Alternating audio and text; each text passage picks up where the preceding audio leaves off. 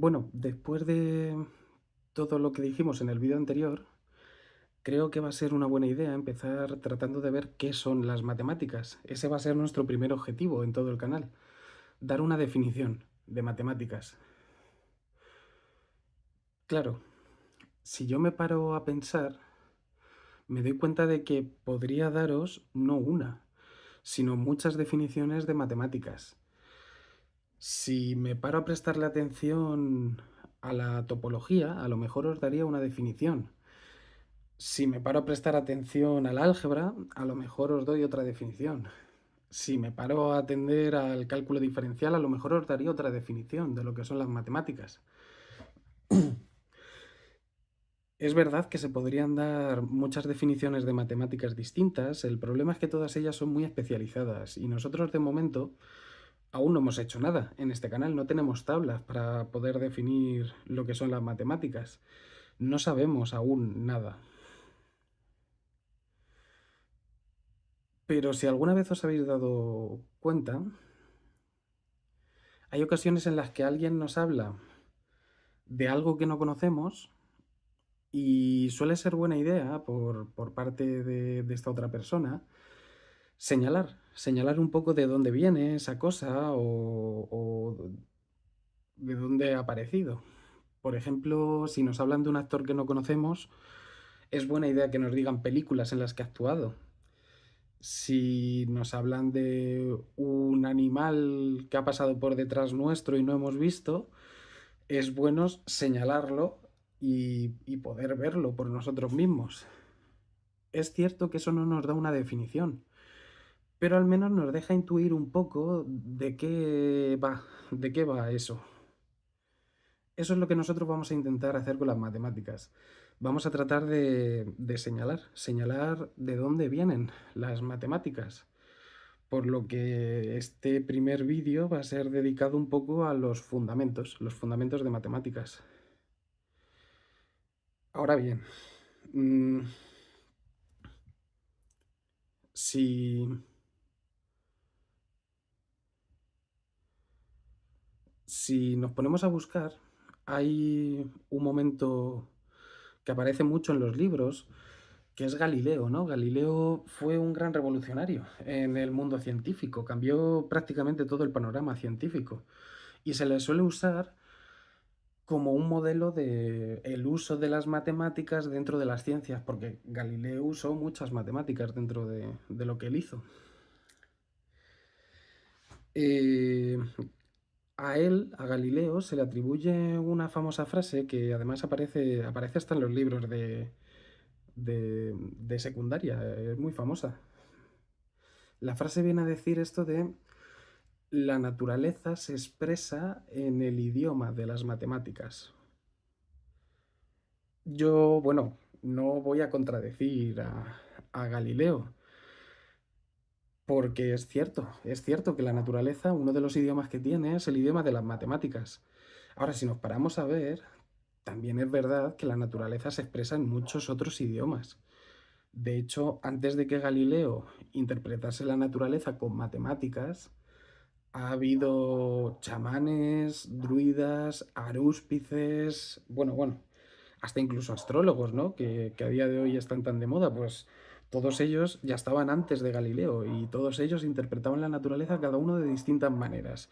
El astrólogo miraba los astros e interpretaba la naturaleza en los astros. El arúspice metía sus manos en sesos y tripas y de ahí sacaba una interpretación del futuro, en verdad. Entonces, mucha gente ha tratado de entender distintos idiomas de la naturaleza. Yo no me tomaría muy en serio a todos estos, o sea, desde luego no tienen un método científico, todos estos mm, grupúsculos de interpretadores de la naturaleza, pero que no usaban el método científico, ¿no? Sin embargo, el hecho de que ellos no usen un método científico no quiere decir que la naturaleza efectivamente se expresa en muchísimos idiomas y no solo en el de las matemáticas. Tanto es así que para nosotros es como muy evidente que si tenemos una piedra y otra piedra, entonces en total tenemos dos piedras.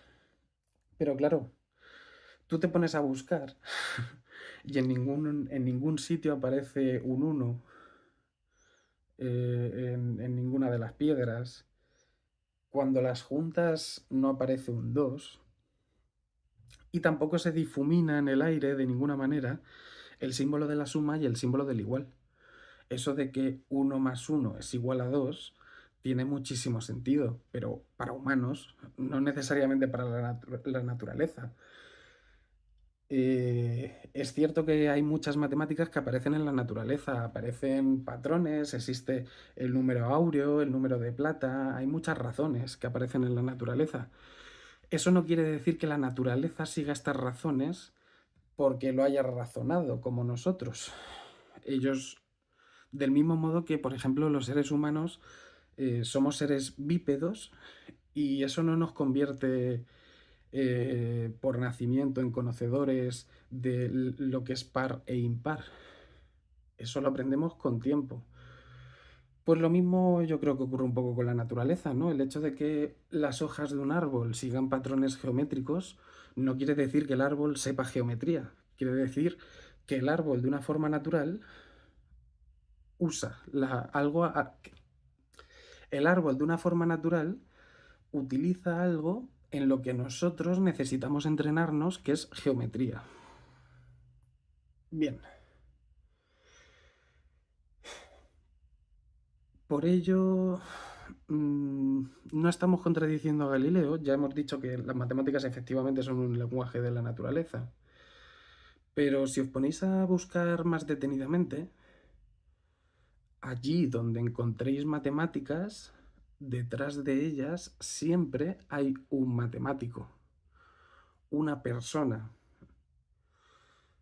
Las matemáticas tienen mucho que ver con las personas, con el ser humano. Entonces, puede parecer un buen punto de partida decir que ese lugar donde se originan las matemáticas es en los seres humanos. Ahora que hemos visto que las matemáticas tienen su origen en los seres humanos, lo siguiente que podemos hacer es una categoría. Y es que, de una manera evidente, los seres humanos se pueden agrupar en dos grandes sacos, ¿no? El saco de los seres humanos vivos y el saco de los seres humanos muertos. Lo mismo podemos hacer con matemáticas. Va a haber matemáticos vivos y matemáticos muertos. Esto puede parecer una tontería, realmente. Sin embargo, nos viene muy bien, porque claro, todo ese conjunto de los matemáticos vivos y sus útiles, las herramientas que utilizan ellos a la hora de resolver problemas, actualmente forma aquello a lo que llamamos la comunidad matemática. La comunidad matemática es el conjunto de todos los matemáticos vivos y sus utensilios, las cosas que suelen usar los matemáticos a día de hoy. Sin embargo, por otro lado, también hay un montón de matemáticos que ya no están con nosotros, que nos han dejado mucha sabiduría, muchas matemáticas, pero que ya no podemos comunicarnos con ellos. Todos ellos formarían por su parte la tradición matemática. Mm, Entonces, claro, ¿cuál es la principal diferencia entre un matemático vivo y un matemático muerto? Pues la diferencia está en la forma de comunicación. Nosotros tenemos la posibilidad de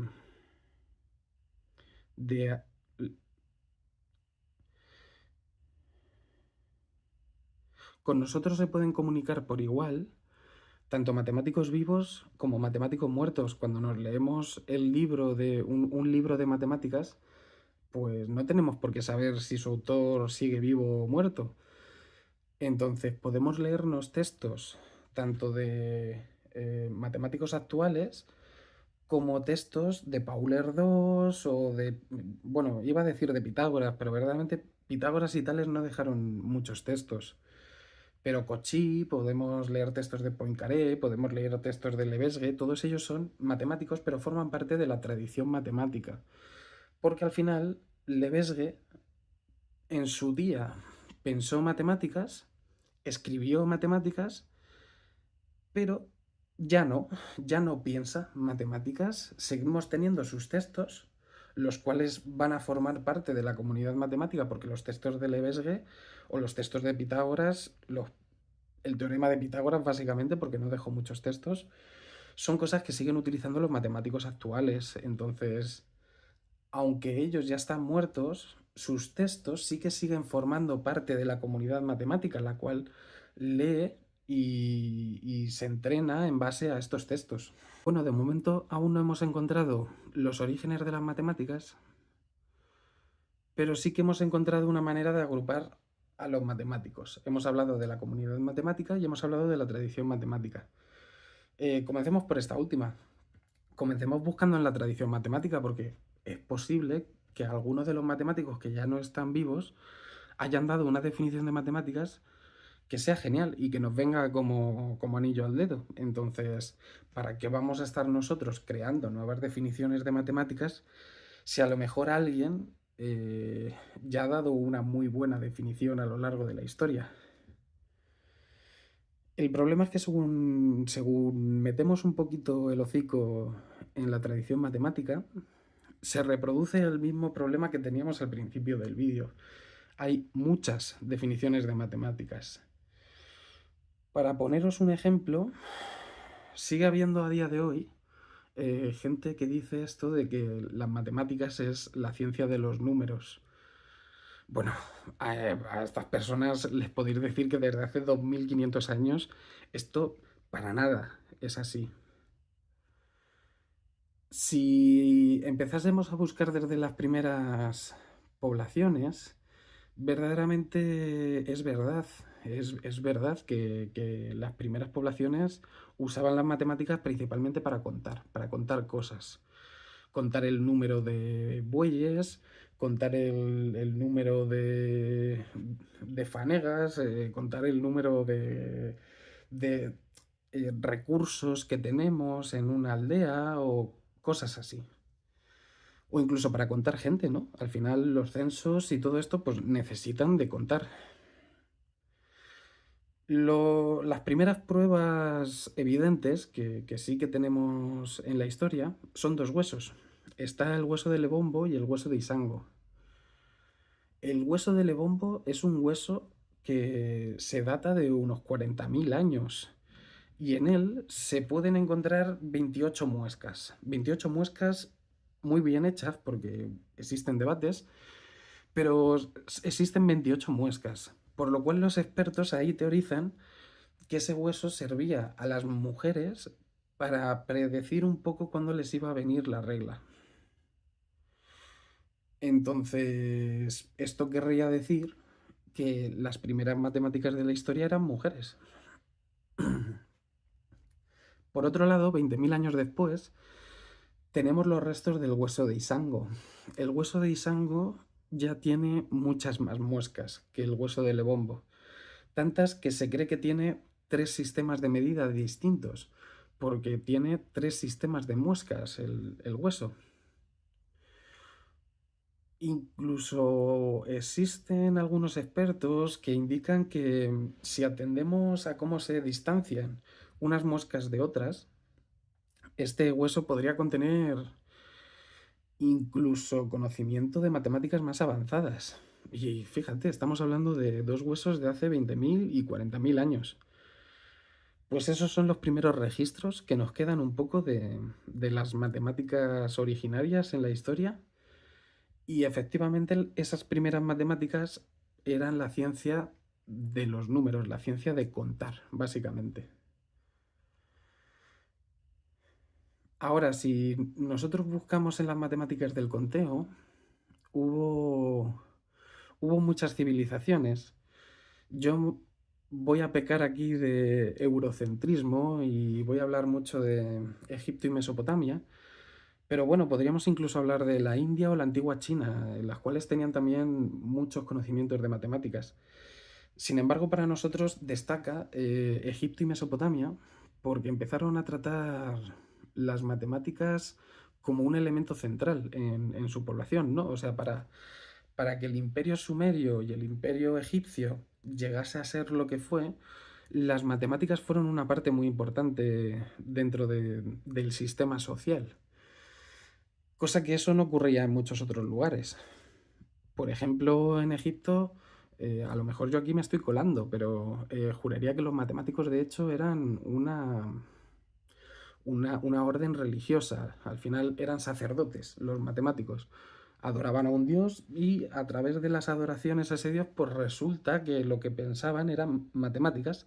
Lo que pasa es que si nosotros pudiésemos ver alguno de esos razonamientos o comprenderlos, pues veríamos que para nada se parecen a las matemáticas que nosotros hacemos y de hecho nos costaría mucho aceptarlo como matemáticas. Fueron los griegos los que al entrar en contacto tanto con la civilización sumeria, bueno, con Mesopotamia, Babilonia y todas estas cosas, como con Egipto, empezaron a coger, empezaron a coger algunos conceptos que habían desarrollado para sus propios problemas de griegos.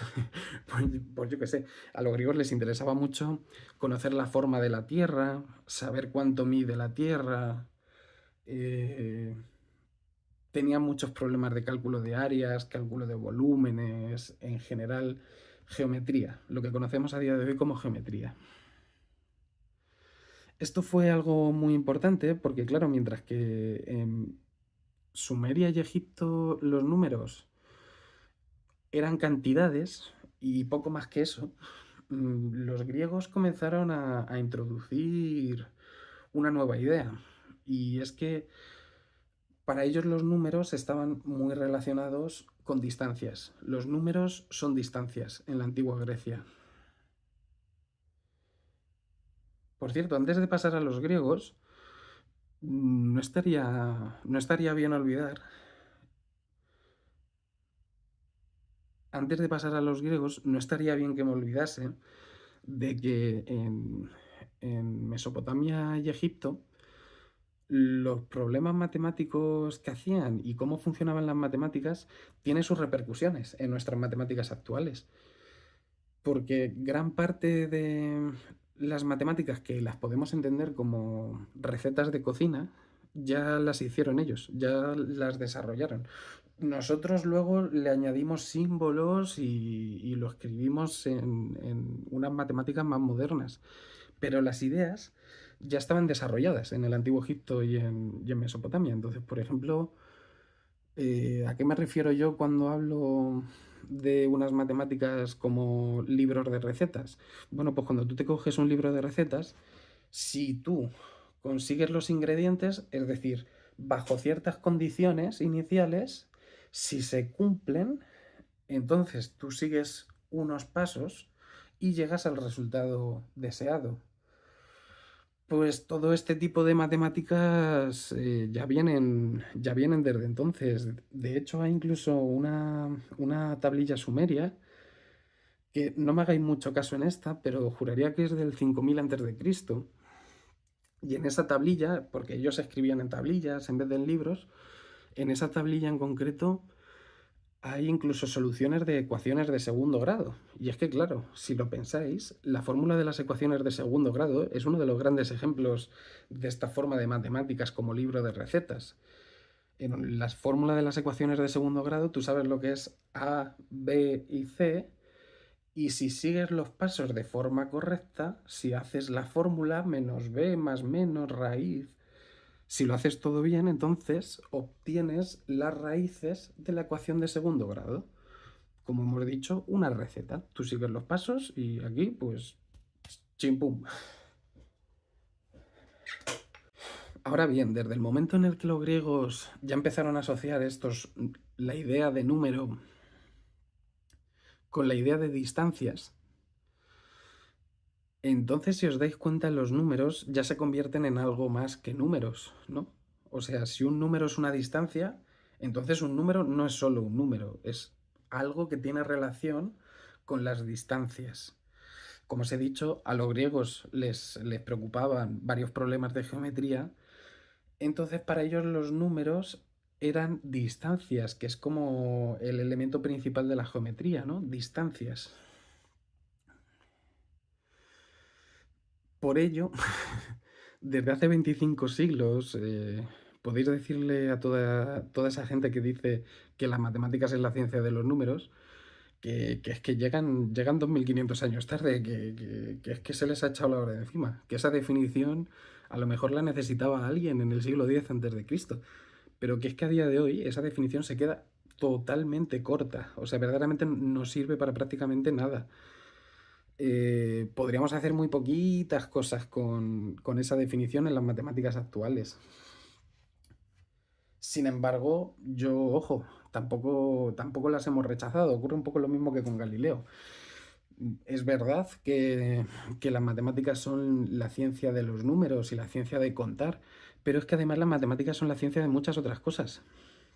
Por ejemplo, si hubiésemos avanzado un tiempo, por ejemplo, yo qué sé, entre los siglos 7 y 10 después de Cristo, y si hablásemos con los matemáticos árabes, a lo mejor un matemático de aquellos tiempos nos hubiese dicho que la matemática es la ciencia de resolver ecuaciones. Y también es verdad. O sea, por supuesto que es algo que es cierto. Y si avanzamos un poco más, después de Descartes, a lo mejor un matemático nos hubiese dicho que las matemáticas son la ciencia de las magnitudes variables. Y también tendría razón. Incluso en aquellos años en los que la matemática parecía principalmente un soporte para la física moderna, alguien nos podría haber dicho precisamente eso, ¿no? Que las matemáticas son una herramienta para entender la física. Y también tendría razón. Podemos irnos incluso a definiciones ya mucho más cercanas. En los años 80 se hablaba de que la matemáticas es la ciencia de los patrones. Y también es una definición que puede servir, porque la matemática reconoce, como hemos dicho al principio, patrones de la naturaleza que ni siquiera la propia naturaleza sabe que produce. Entonces, todo lo que viene siendo cosas que se repiten, se pueden escribir mediante matemáticas. Ya como última, que se me ocurre así de meter en este saco, hubo una definición a principios de los años 2000 que sería que las matemáticas son la ciencia que hace lo invisible visible. Esta definición ya no me gusta tanto, pero también es verdad, ¿no? Por ejemplo, sin matemáticas, ninguno de vosotros me podría explicar qué es lo que hace que un avión vuele. ¿Por qué un avión se mantiene en el aire? Bueno, pues me lo podréis explicar como vosotros queréis, pero me tendréis que hacer en algún momento referencia a matemáticas, a algún concepto matemático o algún concepto que se desarrolla a partir de las matemáticas. Entonces, está haciendo lo invisible visible. ¿Qué es lo que hace que un avión se sostenga en el aire? Es algo invisible, es como una fuerza extraña. Matemáticas, en concreto es la fuerza de las matemáticas, ¿no? Las matemáticas cuando se aplican a la naturaleza, pues nos permiten hacer cosas que revelan elementos invisibles, ¿no? Por ejemplo, la gravedad, ¿qué? ¿La gravedad es algo que podemos ver? No, la gravedad no se ve, pero se puede expresar perfectamente y en matemáticas y en física la tenemos muy en cuenta. Entonces, hemos encontrado el mismo problema que al principio, no hemos cambiado nada con todos estos conceptos que hemos introducido. Hemos dicho al principio que yo personalmente os podía dar muchas definiciones, hemos dicho, bueno, mejor no, porque son definiciones muy especializadas. Nos hemos puesto a buscar en la tradición matemática y son las mismas. O sea, no hay ninguna diferencia al final entre las personas de la comunidad matemática y las personas de la tradición matemática. Si buscar entre la tradición matemática no nos ha dado ninguna solución, entonces lo que queda es buscar en la comunidad matemática, dentro de la cual nosotros formamos parte, ¿no? Porque si nosotros estamos pensando matemáticas ahora mismo, entonces somos matemáticos vivos. Por lo cual nosotros también formamos parte de la comunidad matemática. Y buscar en esa comunidad matemática también es buscar dentro de nosotros mismos. Pero si buscamos en esa comunidad matemática, tenemos un nuevo problema. Y es que, claro, eh, por poder, podría llegar a haber 8.000 millones de definiciones de matemáticas distintas dentro del campo de la comunidad matemática, ¿no? Tantas como personas viven en la Tierra. Claro, yo en ocasiones para todos estos temas de matemáticas y pensar y filosofía a veces soy un poco prepotente, pero ni de coña puedo dar 8.000 millones de definiciones de matemáticas. Sin embargo, lo que sí vamos a poder hacer es tratar de agrupar esas 8.000 millones de definiciones en pequeños grupos. Por lo que vamos a ver ahora van a ser precisamente esto, las grandes agrupaciones dentro del mundo de las matemáticas. Y para ello vamos a usar algo que ha venido a nosotros casi sin darnos cuenta. Si os paráis a pensar hace un momento, hemos hablado de la tradición matemática, de la comunidad matemática, y que la diferencia entre un matemático vivo y un matemático muerto es que ambos escriben matemáticas, pero los matemáticos vivos piensan y los matemáticos muertos, pues bueno, si siguen pensando, pues no nos lo pueden comunicar. Así que es como si no pensasen matemáticas a día de hoy. De este modo observamos que han venido a nosotros dos rasgos que ahora sí que son parte de las matemáticas, porque claro, en todo lo que hemos hablado de momento, si os fijáis, no hemos dado rasgos específicamente matemáticos. Hemos hablado de la comunidad matemática y de la tradición matemática, pero esos son rasgos que verdaderamente se pueden hablar de toda comunidad antropológica, ¿no? O sea, cualquier conjunto de hombres que haya habido a lo largo de... cualquier conjunto de personas que haya habido a lo largo de la historia tienen parte de sociedad viva y parte de sociedad legada de los ancestros o de como lo queramos llamar. Una tradición. Y lo mismo ocurre con las matemáticas. Las matemáticas son como una sociedad y tienen su parte de tradición y su parte viva, su parte actual.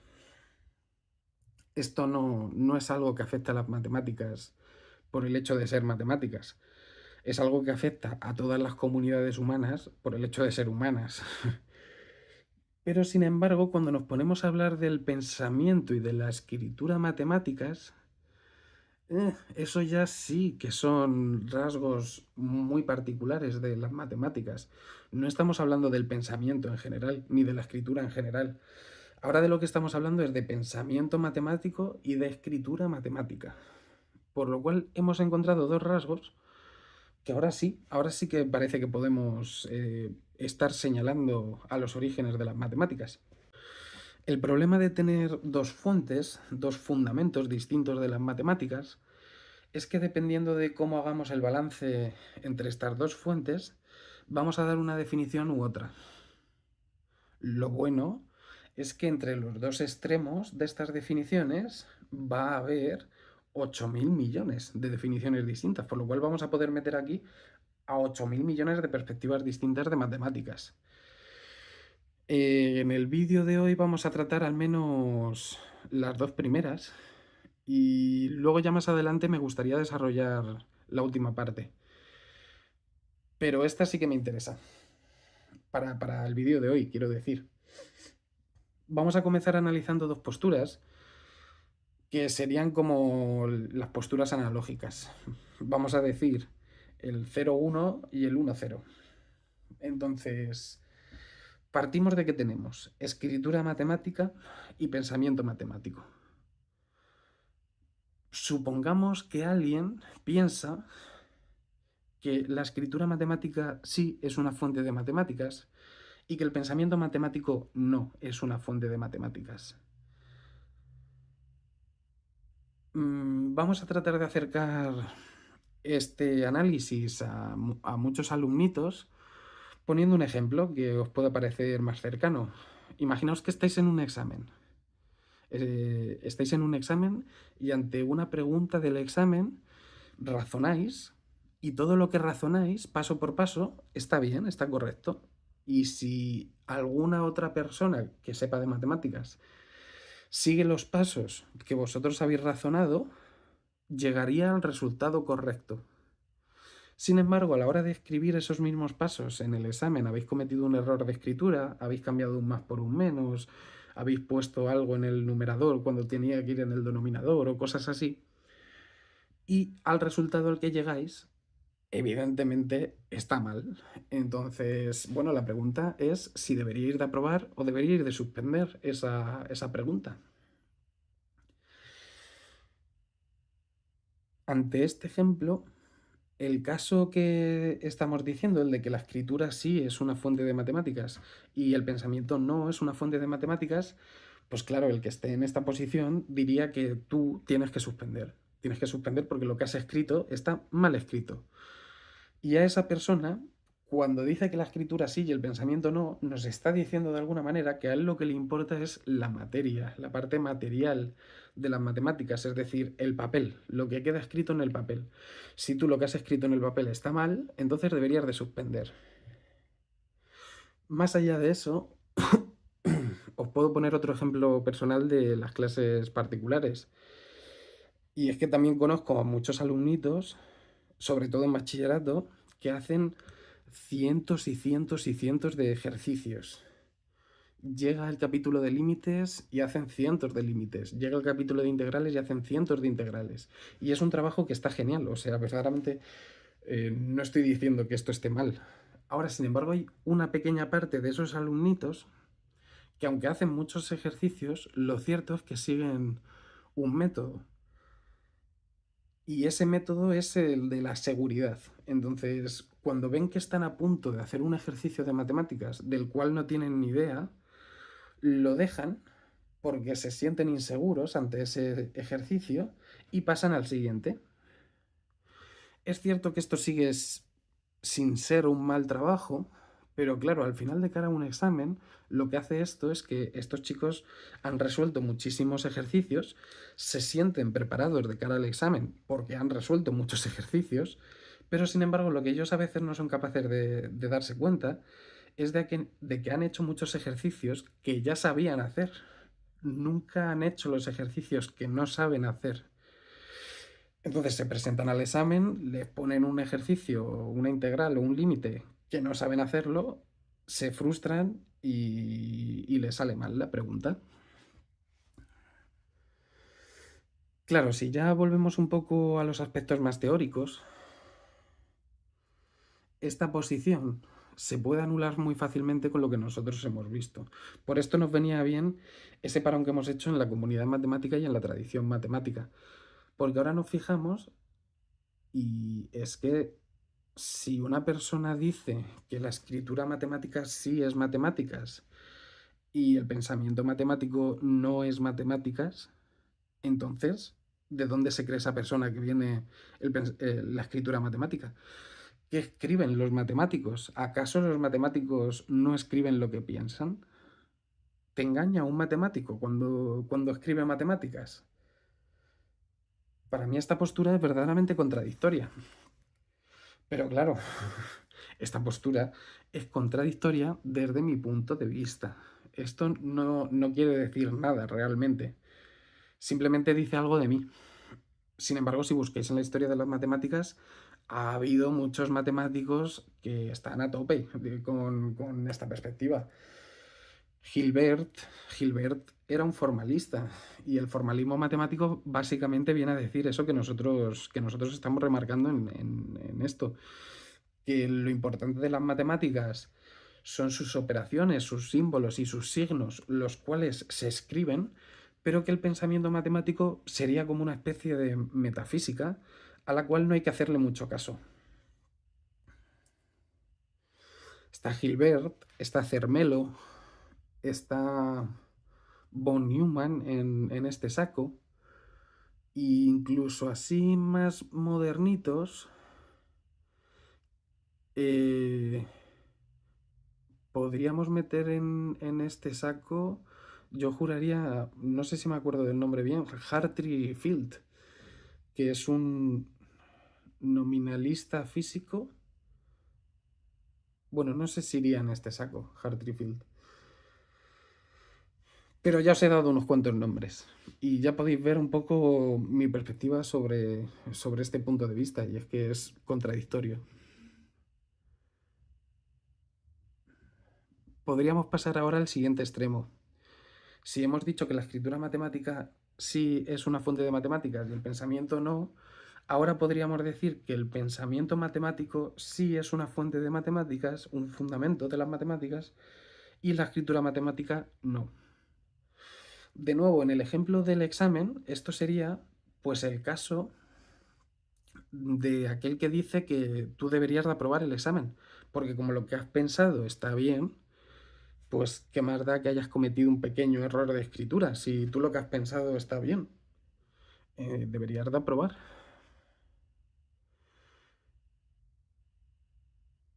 Sin embargo, esta postura, bueno, además también existen ejemplos de más directos, ¿no? De estudiantes. Incluso yo diría que yo mismo caigo más de una vez en este saco, ¿no? Porque también tengo muchos alumnos y que razonan bien matemáticas, o sea, razonan bien, les gusta hablar matemáticas, se sienten cómodos con las matemáticas y teniendo una conversación matemática, pero sin embargo les pones a resolver un problema por escrito y ahí es donde les pillas. Por lo que al final esta perspectiva de cara a un examen tampoco es la más beneficiosa y yo tampoco creo que sea correcta. Eh, Podríamos hablar,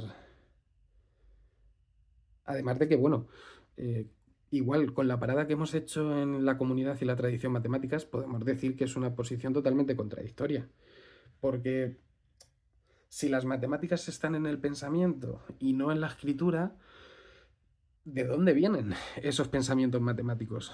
Porque claro, no sé si vosotros os habéis dado cuenta, pero las matemáticas es una de esas asignaturas, que tampoco hay tantas, en las que obligatoriamente tienes que ver a otra persona resolver, resolver problemas o usar las herramientas de las matemáticas para poder empezar a usarlas tú por tu cuenta. Nadie se pone a hacer sumas por inspiración divina. Nadie se pone a hacer integrales por, por puro divertimento sin haber dado nunca integrales. Entonces, en matemáticas es, si no es obligatorio, es muy necesario. Y bueno, si no es obligatorio es porque eres alguna clase de genio. Pero en general, antes de poder hacer nosotros nuestros propios razonamientos en matemáticas, es necesario que veamos al profesor escribiéndolos en la pizarra. Entonces, todos los pensamientos de matemáticas vienen de otros escritos, por lo que afirmar esta posición también me parece totalmente contradictorio.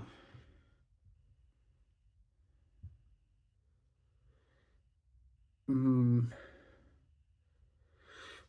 Podríamos hablar también de, dentro de esta posición, de algunos autores muy relevantes que han mantenido esta postura, que para mí, como os he dicho, es contradictoria, pero que no, por ello yo no la estoy rechazando, ni la estoy negando la entrada al panteón matemático. No sé si me explico, en plan, yo aquí no soy nadie, simplemente estoy dando un poco mi perspectiva.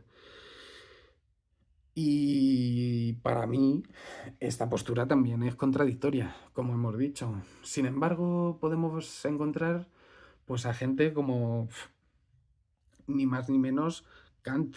Kant dice que la matemática es como lo que estudia las determinaciones del espacio y del tiempo.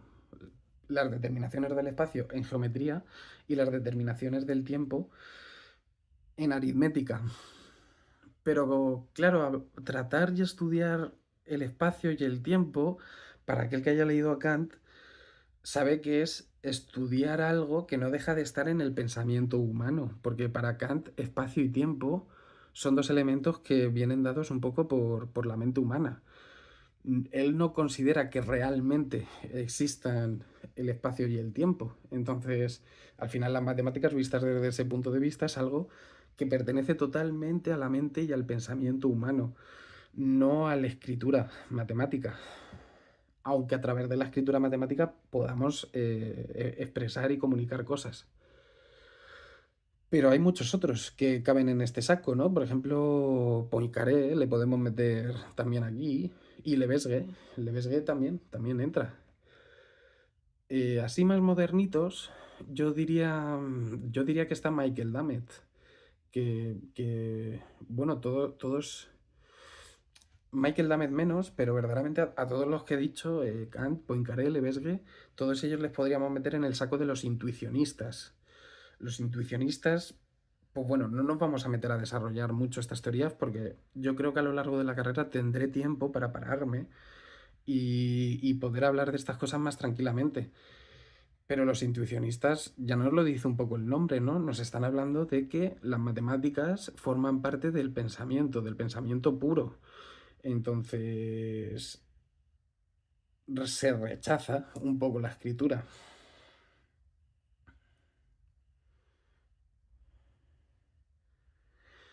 ¿Cómo era? Kant decía que las matemáticas eran juicios sintéticos a priori. O sea, para aquel que sepa un poco de terminología kantiana, decir juicios sintéticos a priori es como decir que las matemáticas son pensamientos que ni siquiera nos hemos pensado. O sea, son pensamientos muy pensamientos, intuiciones muy básicas, intuiciones muy primeras. Ahora, claro, también no estaría bien confundir intuicionismo con preintuicionismo. Pero bueno, eso es otro debate.